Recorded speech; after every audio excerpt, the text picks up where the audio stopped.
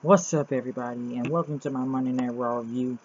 Days away from Clash of Champions, or Night of Champions, or whatever WCW pay-per-view they want to call themselves right now. We kicked it off with Roman Reigns coming out, but was quickly interrupted by Stephanie McMahon and Mick Foley, as they were going to talk about what's going to happen for Reigns, as Reigns says that Triple H screwed him over a few weeks ago, and then Rusev did it last week. So he said he wouldn't see that coward Triple H anymore again. So Foley said, you know what, this Sunday you will get your hands on Rusev. And you'll go one-on-one with him for the U.S. title. But the funny thing about this segment is that probably the most biggest name in wrestling right now, Matt Hardy, the fans tonight once again with the delete, delete, delete, delete, delete, delete chants. Super over right now, especially in TNA right now, for Matt Hardy being over as usual, doing the delete chants fans are doing. You can go back and look at the clip, you're going to hear it a whole bunch of times like that night of delete chants.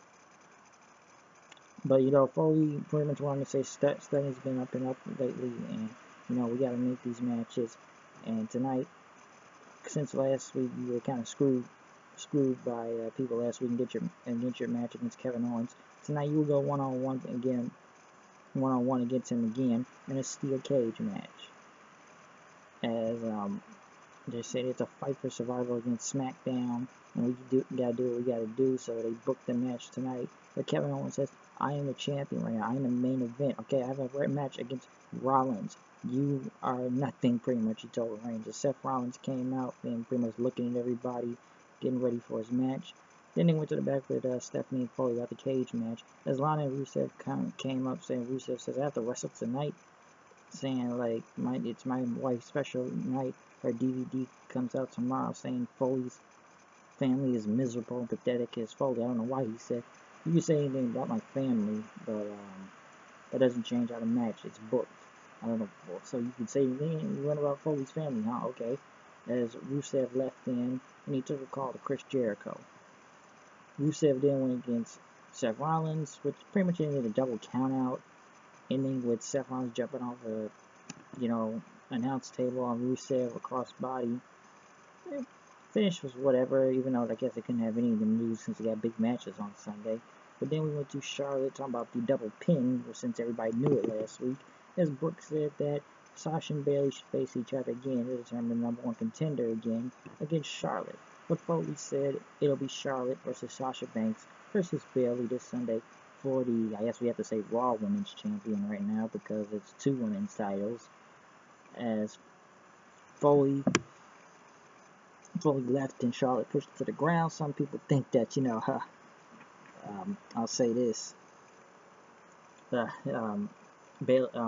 Brooke should be getting a title shot since the other two technically lost. She should already automatically be #1 contender. Chris Jericho was talking to Kevin Owens in the background. Mick Foley said he never liked them. He says, he's going to do something about this and call everybody stupid idiots. Probably the biggest name on Raw right now is Chris Jericho, in my opinion. Probably the most entertaining and most over person right now on Raw. Is pretty much a reason to watch Raw.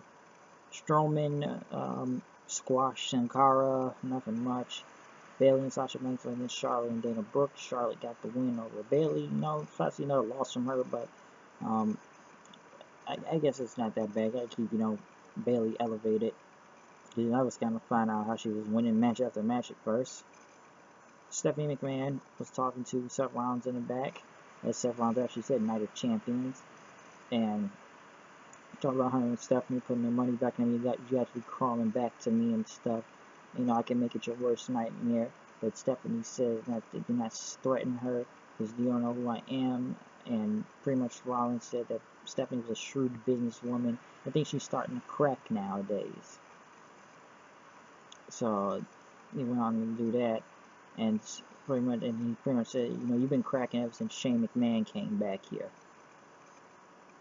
So I guess we'll see what goes on that. And I don't know if he's heel or facing that. Bo Dallas went against Gary Graham, which people went back to chanting "Let's go Jobber" and delete, delete, delete, delete, delete. Bo Dallas with his rhyming, and I guess he's trying to be aggressive, but I don't know what's with all these squash matches on Raw. I don't know where they're building Bo Dallas from. Because right now the jobbers are more over than him. And people, once again, can't delete, delete, delete. So, Bo Dallas is Bo Dallas. Cesaro versus Sheamus back at the best of 7 series was a good match, but it's mostly, once again, I could give a shit about this series. I haven't really cared. Yes, they have put on probably a good match or two. Some people complain about Cesaro and how much tape he wears on his back now and shoulders. I don't know why he keeps wearing the tape. And, you know, Sheamus just boring in my opinion, but these matches, I don't think people really gave a crap about this best of 7 series. Some people wonder what are they fighting for, really. It's not a title, but I guess they're just for their own whatever. They just want to win the win, which I knew Cesaro was going to get these wins straight through. I feel like he will just win it on Sunday, and you know, just win the whole thing. Because I knew Sheamus was going to get 3 first, and then, yeah, Sheamus was going to get pretty much 3 first, and then Cesaro would come back with the rebound. So I honestly don't give a shit about this. And let's be honest, Raw is just keeping people asleep nowadays for almost 2 hours. It's a long show, but then Foley went back in the back, and Jericho came up and says, "I haven't liked you for a long time." He's going to be making the list of Jericho, and called Foley a stupid idiot, but Foley called him a stupid idiot then, because, you know, I only got one ear, you stupid idiot. And Jericho says he's going to have some grievances he's going to air out tonight. And he said, you know, it's Trinity and Luxembourg and Memphis and stuff. So the list of Jericho will be tonight, even though Jericho's made list before. Somebody put up, like, the 1,004 holds. First one, armbar with Chris Jericho. So Jericho came out of clipboard, and, you know, they've been trying to drive a wedge between him and Owens, so he said Foley has terrible fashion sense, and he's going to be on the list of Jericho, him and the human happy-go-leper, Sami Zayn, and he says, you, Braceface, in World 12, you're in the list right now. You've just made the list of Jericho. Since someone was saying, what? Enzo and Cass came out and pretty much, you know, talk about talk about Jericho and Owens. They said, you guys are best friends, and you're not best friends. Like, best friends are like Enzo and Cass. How you doing? Barton Notehouse. How you doing? Beavis and Butthead. How you doing? Ashton Kutcher and Danny Masterson. How you doing? I don't even know if he had other names with that. How you doing? Jericho said, those people don't even exist. Puerto Rico 1 and Puerto Rico 2 came out. Shining Stars talked about the timeshares. New Day pretty much came out and interrupted them. Said, we got nothing better to do tonight, so that's why we're out here. And Xavier Woods promoted a iPhone contest. If that is true on Up, Up, Down, Down, I would look that up, because I would like an iPhone. And New Day, and then the club came out and pretty much talking about they're going to take the titles, and they beat New Day last week. But then Jericho get out the ring and say, you know, this list is going to be about Foley at first, but now it's going to be a stupid idiot list, and you all are on it. You're in it, you're in it, you're in it, you're in it. Sami Zayn came out and attacked Jericho, and then everybody brawled in the ring, which pretty much a 10-man tag happened. The New Day, Enzo and Cass, and Sami Zayn versus Jericho, the club, and the Shining Stars. 10-man tag, just killed, pretty much, you know, just to eat up some time and stuff, so we did that, and Sami Zayn then got the win, pretty much pinning one of the Shining Stars with a Helluva Kick. Finally, after 2.5 hours of this show, we finally get to the Cruiserweights, as Foley called out each and every one of them. They did a tribute to Eddie Guerrero because of Hispanic Heritage Month, but they finally got to them. As Rich Swann came out. Can you handle this? Can you handle this? Rich Swann, Cedric Alexander, Grand Metalik, and Brian Kendrick. Which he called them all out. Which one of them, in my opinion, I thought it would have done probably a one-on-one match for each of these men tonight instead of a fatal four-way. We waited almost 2 hours for them. In my opinion, they would have put them out in the beginning, and they would have went the next hour. We're going to determine the #1 contender for TJ Perkins. TJ Perkins, we would have at least had multiple matches throughout the night, and then in the end, the final person will face him at the pay-per-view this Sunday. But the weird thing about this, all 4 of them are going to be out there for a fatal 4 against the champion. But here's the thing, where's the champion? The crowd was not that hot for him, really, but I don't think they knew who any of these guys were. I don't even think they knew who the champion was. I'm sure they knew Brian Kendrick was, maybe. But I don't think they wonder where was the fucking champion. Why isn't he on Raw? Wouldn't you bring the champion out there and put him on commentary or something? And then they did a fatal 4-way, which is probably the best match of the night. But I was very irritated, I'm sure a lot of people are, that WWE changed Brian Kendrick's finisher name, the Bully Choke, which I really did like that name of that move in that submission, to the Captain Hook. I think that annoyed a lot of people. I think it doesn't make a lot of sense. Like, why did I change the name for it? It's kind of stupid. Like, we're getting called the Bully Choke, which just sounds like a very cool move, and it is a cool move. But to the Captain's Hook, not a fan of it. Most of all, they had the best match out of the night. Even though I just felt like just put them out there for a spot fest. But when the crowd kept trying to say this is awesome multiple times, it was like, okay, now you're kind of overdoing it, because like that match wasn't that awesome. It was still great, but you know, WWE, this isn't the Cruiserweight Classic here. This ain't the WWE Network, so you know they're gonna try to domesticate some of these guys on here to work in that WWE style. So Kendrick will get his shot against TJ Perkins this Sunday for the Cruiserweight title.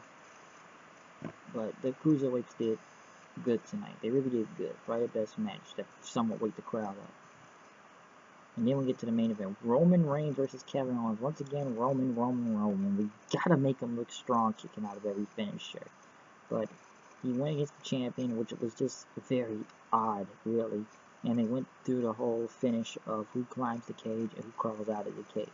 And Roman Reigns climbed out of the cage and won the match, pretty much ending up with Rusev attacking him, and then him and Owens jumped them until Seth Rollins came out, jumped on top of the cage, and then jumped off the cage, which was cool in the end. But this, once again, the show felt like a marathon. The crowd was very disinterested throughout tonight. This is a go-home show, by the way, also.